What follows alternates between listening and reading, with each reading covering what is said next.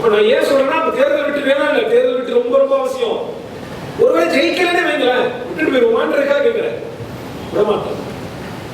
எப்போ விட்டுட்டு போவோம்? ஒருவேளை நாம் தமிழர் கட்சி கொள்கை கோட்பாடு சமரசம் பண்ணுது, சீமான் யார் கூடயாவது பிஜேபி கூட இல்ல அதிமுக கூட திமுக கூட கூட்டணி போறாருன்னா என்னங்க இப்படி பேசுறீங்க, ஏமாத்திட்டீங்கன்னு சொல்றோம். நம்ம ஒரு பக்கம் உறுதியா இருந்தோம்னா நம்மளோட 1000 மடங்கு உறுதியா இருக்கு. நான் வந்து அண்ணன் கூட தினம் உட்காருவேன், அறிமானெல்லாம் தினம் உட்காருவேங்க. என்ன பண்றாங்க அப்படின்னா ஒவ்வொரு நாளும் கூட்டு பேசுறாங்க அண்ணன் சமரசத்துக்கு. உங்களுக்கு அத்தனை கோடி தரோம், இத்தனை கோடி தரோம், அவ்வளவு சீட்டு தரோம், இவ்வளவு சீட்டு தரோம், தயவு செய்து வந்துருங்க. ஒரு 50 சீட்டு தரோம், 60 சீட்டு தரோம், துணை முதலமைச்சர் தரோம், நீங்க என்ன கேட்டாலும் தராங்க. ஏன்னா இதே மாதிரியான ஒரு ஃபார்முலாவை ஆந்திரால பண்ணிட்டாங்க. ஆந்திரால ஏற்கனவே அந்த ஜெகன்மோகன் ரெட்டி ஆட்சியை நீக்கிற மாதிரி இங்க வந்து இந்த திமுக ஆட்சியை நீக்கிறதுக்கு நீக்கிட்டு பாஜக உள்ள பார்க்க திமுக ஆட்சியை நீக்கணும், அதுல மாற்றுக்கிறது நமக்கு. ஆனா அதை நீக்கி நாம வரவே தவிர பாஜக உள்ள வந்துடக்கூடாது. அப்ப பாஜகவை நம்ம மூலியமாக கொண்டு வருவதற்கான வேலை திட்டத்தை பார்க்கிறாங்க. முதலாவதாக நாம் தமிழர் கட்சி 2010 கட்சியாக நாம வந்து துவங்கணும். கிட்டத்தட்ட 16 வருஷம் நமக்கு வந்து ஆயிடுச்சு. இந்த 16 வருஷத்துல நாம என்ன சாதிச்சிருக்கிறோம், இந்த தேர்தல் நமக்கு என்னவாக இருக்க போகுது, இந்த தேர்தலுடைய களம் என்னவாக இருக்க போகுது, நம்மளுடைய பங்கு என்ன, நாம் அதை எப்படி எதிர்கொள்ளணும், நம்முடைய அடுத்தடுத்த இலக்குகள் என்ன, அதை மட்டும்தான் நம்ம என்னுடைய உரையில நான் பேச போறேன். முதலாவதா நீங்க பாருங்க, நம்ம கட்சியினுடைய தோற்றத்துல மிகப்பெரிய ஒரு இன நலன் இருக்கு. ஏன்னா சுயநலத்துக்காக நாம வந்து கட்சி தொடங்கியவர்கள் அல்ல. இப்ப இன்னைக்கு சசிகலா ஒரு கட்சியை தொடங்கி இருக்கிறாங்க, அப்புறம் அதிமுக வந்து புகழேந்திரன் ஒருத்தர் ஒரு கட்சி தொடங்கி இருக்கிறாரு, விஜய் கட்சியை தொடங்கினாரு, இப்போ ஓபிஎஸ் வந்து அவர் தனியா ஒரு உரிமை மீட்பு பேரவைன்னு ஒன்று வச்சுட்டு இப்போ திமுக போய் சேர்ந்திருக்கிறாரு. அப்ப இந்த நபர்கள் எல்லாம் கட்சி தொடங்குவதற்கு பின்னாடி இல்ல இன்னொரு கட்சியில போய் சேர்றதுக்கு பின்னாடி அவர்களுடைய சுயநலம் இருக்குது. சசிகலாக்கு எடப்பாடி துரோகம் செய்யாமல் இருந்திருந்தால் சசிகலா கட்சி தொடங்கி இருக்க மாட்டாங்க.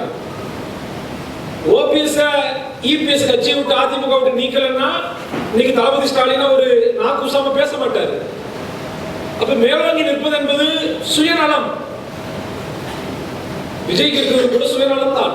முதலமைச்சர் நாற்காலி மீதான ஒரு சுயநலன். கெரியருடைய உச்சத்தை விட்டுட்டு வந்துட்டேன், ஒரு ஆண்டுக்கு 400 கோடி ரூபாய் 500 கோடி ரூபாய் என்னுடைய வருமானத்தை விட்டுட்டு வந்துட்டெல்லாம் சொல்லி அவங்களுடைய ஜெனுவினிட்டிய நம்பகத்தன்மை உண்மைத்தன்மையை ப்ரூவ் பண்றாங்க, நிரூபிக்கிறாங்க. நீ 400 கோடி வாங்கினாலும் கேரியருடைய உச்சத்தில் இருந்தாலும் அதெல்லாம் வெறுமனே சினிமா புகழ், அவ்வளவுதான். ஆனால் சினிமாக்காரன் எல்லோருக்கும் இருக்கக்கூடிய ஒரு மேட்டிமை மனநிலை என்னன்னா, நாம உச்சபட்ச நடிகரா இருக்கிறோம், திரையில நமக்கு ரசிக்கிறதுக்கு ஆட்கள் இருக்கு, இதை மூலதனமாக வைத்துக் கொண்டு நாம் கட்சி ஆரம்பித்தால், அரசியலுக்குள்ள வந்தால், தேர்தலை போட்டியிட்டால் முதலமைச்சர் நாற்காலியில் உட்கார்ந்துடலாம் என்கிற அந்த மமதை இருக்கு. அப்ப விஜய் எதுக்காக வந்தாரு? கேரியருடைய உச்சம் தான். 500 கோடி ரூபாய் சம்பளம் வாங்கினார். தமிழ்நாட்டிலேயே தென்னிந்திய தென் மாநிலங்களிலேயே அதிகமாக சம்பளம் வாங்கக்கூடிய நடிகர் தான். லட்சோப லட்சம் ரசிகர்களால் கொண்டாடப்படக்கூடிய ஒரு நடிகர் தான். எல்லாம் இருந்தும் அதிகாரம் கையில இல்ல. அப்ப முதலமைச்சர் நாற்காலி என்கிற அதிகாரத்தை பிடிப்பதற்காக என்ன பண்றா? இதை விட்டு அங்க வரலாம். அப்ப என்ன? அது ஒரு சுயநலம். அதாவது நமக்கும் விஜய் போன்ற நபர்களுக்கும் இருக்கக்கூடிய வேறுபாடு என்ன அப்படின்னா, அவர்களுக்கு வந்து முதலமைச்சர் நாற்காலியை அடைவது இலக்கு, அவருடைய டார்கெட் என்ன, கோலை என்னன்னா முதலமைச்சர் நாற்காலியில் போய் விஜய் உட்காருது. நமக்கு அப்படி இல்லை, நமக்கு இலக்கு வேற. அந்த இலக்கை அடைவதற்கு முதலமைச்சர் நாற்காலி நமக்கு ஒரு டூல், ஒரு ஆயுதம். அப்ப அவர்களுக்கு இலக்கு என்பது முதலமைச்சர் நாற்காலி, நமக்கு நம்முடைய இலக்கை அடைவதற்கு முதலமைச்சர் நாற்காலி ஒரு கருவி. இப்ப நமக்கு இலக்கு என்ன? இனத்தினுடைய விடுதலை, இதுதான் இலக்கு. அப்ப என்ன கேட்கிறாங்க? 15 வருஷம் ஆகி போச்சு, நீங்க என்ன இது வரைக்கும் முதலமைச்சர் நாற்காலியே பிடிக்கலையே, நீங்க ஆட்சியே பிடிக்கலையே, எம்எல்ஏ இல்லையே, எம்பி இல்லையே, அமைச்சர் இல்லையே, கவுன்சிலர் கூட, கவுன்சிலர் இருக்காங்க, கவுன்சிலர் கூட இல்லையே, நக்கலா கேள்வி கேட்கிறாங்க. அதாவது நமக்கான பணி என்பது முதலமைச்சர் நாற்காலியை அடைவதோடு நம்ம பணி முடியல. உண்மையான நம்மளுடைய வேலை என்பது அந்த நாற்காலில் போய் உட்கார்ந்ததற்கு பிறகாகத்தான் தொடங்க போகுது. அப்ப இந்த 15 ஆண்டு காலம் நம்ம செய்யறதெல்லாம் அதற்கான ஒரு அடித்தளம், ஒரு கிரவுண்ட் ஒர்க் பண்ணிட்டு இருக்கோம், ஒரு பேஸ் லெவல் ஒர்க் பண்ணிட்டு இருக்கோம். அப்ப நம்ம இன்னும் பயணிக்க வேண்டிய பாதை அதிகம், தொலைவு ரொம்ப தூரம். அதற்கெல்லாம் இது ஒரு தொடக்கம் தான், அவ்வளவுதான் இது. அப்ப என்ன சொல்றாங்க, 15 வருஷம் ஆயிடுச்சுன்றாங்க. 15 வருஷம் தான் ராஜா ஆயிருக்கு. 15 ஆண்டுகளுக்குள்ளாக இந்த மண்ணில் இவ்வளவு பெரிய அரசியல் மாற்றத்தை சினிமா பின்புலம் இல்லாம, திரைப்பின்புலம் இல்லாம, காசு இல்லாம, சாதி மதம் சொல்லாம, யாரோடும் கூட்டணி சேராமல், தமிழ் தேசியம் என்கிற ஜோல்னா பைக்குள்ளையும் இந்த மாதிரி ஒரு அரங்கு கூட்டத்திலையும் 70 வயசு பிபி பேஷண்ட்கள் மட்டுமே பேசிட்டு இருந்த அந்த சித்தாந்தத்தை கொண்டு வந்து திராவிடத்திற்கு, இந்திய தேசியத்திற்கு மாற்றாக அப்படி கொண்டு வந்து தூக்கி நிப்பாட்டி, யாருக்கு என்னன்னே தெரியாது. தமிழ் தேசியம் தான் இயக்கத்துக்காரங்களுக்கு மட்டும்தான் தெரியும், சாமானிய மக்கள் யாருக்கும் தெரியாது. ஏன்னா மூடி மறைச்சிட்டாங்க.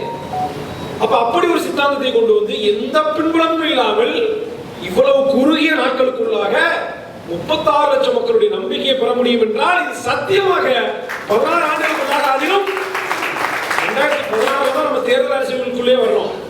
அப்ப 16 இருந்து 24க்குள்ளாக வரும் 8 ஆண்டுகள் தான். 8 ஆண்டுகளுக்குள்ளாக 36 லட்சம் மக்களுடைய நம்பிக்கையை நம்மளால பெற முடியும் அப்படின்னா இது நாம் செய்தது ஒரு மகத்தான புரட்சி, சாதனை. 8 ஆண்டுகள் ஒண்ணுமே கிடையாது ஒரு நாட்டினுடைய, ஒரு தேசிய இனத்தினுடைய வரலாற்றுல. 8 ஆண்டுகள் என்பது ரொம்ப ரொம்ப சொற்பம். நீங்க எடுத்து பாருங்க. இன்னைக்கு பாஜக இந்துத்துவம், இந்துத்துவா அப்படிங்கிற ஒரு கோட்பாட்டை முன்னிறுத்துது. RSS உடைய அஜெண்டாக்கு வேலை பார்க்குது. பாஜக என்பது ஒரு கருவி. RSS அரசியல் முகம் பாஜக. இப்போ RSS முன்னெடுக்கக்கூடிய இந்துத்துவ அரசியலை, அகண்ட பாரதம் அப்படின்ற அந்த அரசியலை, அந்த அரசியல் அஜெண்டாவை செயல்படுத்துவதற்கான கருவி பாஜக. இப்ப இந்த பாஜக இன்னைக்கு 3வது முறையா இந்தியாவில் ஆட்சியில் இருக்கு. நாம பாஜகவை வீழ்த்தணும்னு நினைக்கிறோம், பாஜகவுடைய சித்தாந்தத்தை புரிதொண்டி புதைக்கணும்னு நினைக்கிறோம், அது வேரோடி மண்ணோட பிடிங்கி எறியணும். இந்துத்துவத்தை நம்முடைய நேரடி எதிரியாக நாம கருதுறோம். ஆனால் எதிரிகளிடமிருந்து கற்க வேண்டிய பாடம் அவ்வளவு இருக்கு. உங்களால் நம்ப முடியாத பாருங்க, RSS கிட்டத்தட்ட 15,000 தொண்டர்கள், முழு நேர ஊழியர்கள், திருமணம் செய்து கொள்ளாம, குடும்பத்திற்கு போகாம, நல்லது கெட்டதில் பங்கெடுக்காம, முழு மூச்சாக அவருடைய வேலை என்பதை RSS கோட்பாட்டை இந்தியா கொண்டு போய் சேர்க்கிறது. மழை பார்க்காம, பனி பார்க்காம, குளிர் பார்க்காம, வெயில் பார்க்காம, தன்னுடைய சுய லாப தேவைகள் பார்க்காம அவங்களால செயல்பட முடியுது. ஏன்? அவன் ஏற்றுக்கொண்ட கோட்பாட்டில் அவனுக்கு நம்பிக்கை இருக்கு, அசைக்க முடியாத உறுதி இருக்கு, அதை நோக்கிய பயணம் இருக்குது, அடைய வேண்டிய இலக்கு அவனுக்கு தெளிவா இருக்கு. நாம அதுல இருந்தெல்லாம் முரண்படுறோம், ஆனாலும் அவங்களுக்கு இருந்து கற்றுக்க வேண்டிய பாடம் இருக்கு. நாம யாரும் முழு நேர அரசியல்வாதிகள் இல்லை, நமக்கு அரசியல் பிழைப்பும் இல்லை. எனக்கு ஒரு தொழில் இருக்கு, அக்காவுக்கு தொழில் இருக்கு, எல்லோருக்கும் தனித்தனி தொழில் இருக்கு. இப்ப நாம இங்க வந்து 2 மணி நேரம் விட்டுட்டு வந்திருக்கோம்னா ஏதோ ஒரு நம்ம தொழிலை விட்டுட்டு தான் வந்திருப்போம். குடும்பத்தினுடைய நேரத்தை தொழில் நம்ம விட்டுட்டு வந்திருப்போம், கடை சாத்தி வந்திருப்பீங்க, இல்ல வேலையை முடிச்சு வந்திருப்பீங்க, இல்ல என்ன பெருமிஷன் கேட்டு இப்படிதான் வந்திருப்போம். இப்ப நம்ம அங்கிருந்து வந்தோம்னா பெட்ரோல் செலவு பண்ணுவோம், மண்டபம்னா இது நம்மளே 1000-500 நம்மளே கை காசு விட்டுட்டு போவோம். இப்படித்தான் நம்ம செலவு பண்றோம். அப்ப என்ன அப்படின்னா முழு நேர அரசியல்வாதி நாம இல்லை. நாம் செய்ய வேண்டியது நம்மளால ஆன ஒரு நாளைக்கு 1 மணி நேரம், ஒரு 1/2 மணி நேரம், ஒரு 2 மணி நேரம், ரொம்பலாம் இல்லை, இந்த ஒரு 1.5 மாதம் தொடர்ச்சியா நம்ம யார் யாரை அணுகணும், நம்ம சொந்தக்காரங்க முதல்ல யார் யாரும் பேசுறது, நாம உறுதியா பேசி அவங்க அண்டைய கருவா கட்டாயம் நமக்கானதாக மாறுவாங்க. அப்ப நான் என்ன எதுக்கு சொல்ல வரேன் அப்படின்னா, இப்ப பாஜக 3வது முறையாக இன்னைக்கு ஆட்சி கட்டில அமர்ந்திருக்கு. 2 முறை கழிந்து பெரும்பான்மை இன்னைக்கு கூட்டணி கட்சியோட ஆட்சியில் இருக்கிறாங்க. கிட்டத்தட்ட 350 சீட்டுகள், 400 சீட்டுகள் அவங்களால ஜெயிக்க முடியுது இந்தியாவில். எப்படி இந்த வெறுமனே இந்த பாஜகவுடைய இந்த 3 முறை ஜெயிச்சிருக்காங்கல்ல, போன் ஆஃப் பண்ணி, இதுக்கு பின்னாடி வெறும் அமித்ஷா மோடி மட்டும் தான் இருக்காங்களா? அவங்க 2 பேருடைய உழைப்பின் பயனாகத்தான் பாஜக இன்றைக்கு 3 முறை ஆட்சி பிடிச்சிருச்சா என்றால் இல்லை. இவருடைய இந்த 3 வெற்றிக்கு பிறகாக, தொடர்ந்த ஆட்சிக்கு பிறகாக 100 ஆண்டு கால உழைப்பு இருக்கு, 100 ஆண்டு கால பயணம் இருக்குது, 100 ஆண்டு கால வேலை திட்டம் இருக்குது. அவங்ககிட்ட லட்சம் கிரவுண்ட் ஒர்க்கர்ஸுடைய உழைப்பு இருக்குது. அவன் சின்ன ரத்தத்தையும் வேர்வையிலையும் இன்னைக்கு என்ன பண்றாங்கன்னா மோடி அமித்ஷாவும் பதவியில் இருக்காங்க. அப்புறம் எதுக்கு சொல்ல வரேன் அப்படின்னா, நாம் இலக்கை நிர்ணயிச்சிட்டோம். நம்ம இலக்கை என்பது எல்லாருக்கும் தெரியும். நான் சொல்ல தேவையில்ல, கேஸ் ஆயிடும். அப்ப அதுதான் நம்மளுடைய இலக்கு. அந்த இலக்கை அடைவதற்கு நமக்குன்னு ஒரு செயல் திட்டம் இருக்குது, நமக்குன்னு ஒரு கட்சி இருக்குது, நமக்குன்னு ஒரு தலைமை இருக்குது, அதற்குன்னு கொள்கை கோட்பாடுகள் இருக்குது. அப்புறம் நம்ம என்ன செய்யணும்னா, போன தேர்தல் என்ன, இந்த தேர்தல் என்ன, இதெல்லாம் பார்க்கவே முடியும். சரி, 2026 தேர்தல் நம்ம தோத்துட்டோம், விட்டுட்டு போயிருவோமா? யாராவது ஒரு நாள் விட்டுட்டு போயிருவீங்களா? 29 தோத்துட்டோம், விட்டுட்டு போயிருவீங்களா? 31 தோத்துட்டோம், ஜெயிப்போம், ஒரு பேச்சுக்கு சொல்றேன், விட்டுட்டு போயிருவீங்களா? 51 ஆனாலும் விட்டுட்டு போக மாட்டோம். இன்னும் சொல்றேன், எனக்கு 27 வயசு ஆகுது, எனக்கு 97 வயசு ஆனாலும் சரி, நாம் தமிழர் கட்சி ஜெயிக்காமே போனாலும் சரி, நான் ஏன் எனக்கு தேர்தல் வெற்றி தோல்வி அவசியம் தான், அதெல்லாம் அடுத்த கட்டம் தான். இந்த கட்சி, இந்த கொள்கை, இந்த கோட்பாடு அப்படின்றது எனக்கானது, என் பிள்ளைகளுக்கானது, என் மக்களுக்கானது.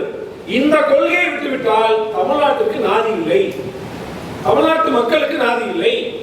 அப்ப தமிழனுக்காக பேசுவதற்கு, போராடுவதற்கு அவன் அடிமண்டா, அவன் கூட உட்கார்ந்து அழுகிறதுக்காகவாவது ஒரு கட்சி வேணும். அதுக்கு இந்த கட்சி.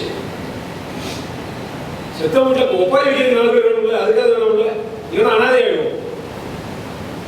அப்ப நான் ஏன் சொல்றேன்னா, தேர்தல் விட்டு வேணாம் இல்ல, தேர்தல் விட்டு ரொம்ப ரொம்ப அவசியம். ஒருவேளை ஜெயிக்கலன்னே வைங்களேன், விட்டுட்டு போயிருவோமான்றதுக்காக கேட்கிறேன். விட மாட்டோம். எப்போ விட்டுட்டு போவோம்? ஒருவேளை நாம் தமிழர் கட்சி கொள்கை கோட்பாடு சமரசம் பண்ணுது, சீமான் யாரு முடியாது, பிஜேபி கூட இல்ல, அதிமுக கூட, திமுக கூட்டணி போறாருன்னா, என்னங்க இப்படி பேசுறீங்க, ஏமாத்திட்டீங்கன்னு சொல்லணும். நம்ம ஒரு பக்கம் உறுதியா இருந்தோம்னா நம்மளோட 1000 மடங்கு ஒரு உறுதியா இருக்கு. நான் அண்ணன் கூட தினம் உட்காடுறேன், அறிமாறலாம் தினம் உட்காருவீங்க. என்ன பண்றாங்க அப்படின்னா, ஒவ்வொரு நாளும் கூட்டு பேசுறாங்க அண்ணன் சமரசத்துக்கு. உங்களுக்கு அத்தனை கோடி தரோம், இத்தனை கோடி தரோம், அவ்வளவு சீட்டு தரோம், இவ்வளவு சீட்டு தரோம், தயவு செய்து வந்துருக்கு. ஒரு 50 சீட்டு தரோம், 60 சீட்டு தரோம், துணை முதலமைச்சர் தரோம், நீங்க என்ன கேட்டாலும் தராங்க. ஏன்னா இதே மாதிரியான ஒரு ஃபார்முலாவை ஆந்திரால பண்ணிட்டாங்க. ஆந்திரால ஏற்கனவே அந்த ஜெகன்மோகன் ரெட்டி ஆட்சியை நீக்கிற மாதிரி இங்க வந்து இந்த திமுக ஆட்சியை நீக்கிறதுக்கு நீக்கிட்டு பாஜக உள்ள பார்க்க திமுக ஆட்சியை நீக்கணும், அதுல மாற்றுக்கிறது இருக்கு.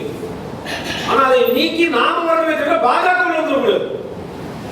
அப்ப பாஜகவை நம்ம மூலியமாக கொண்டு வர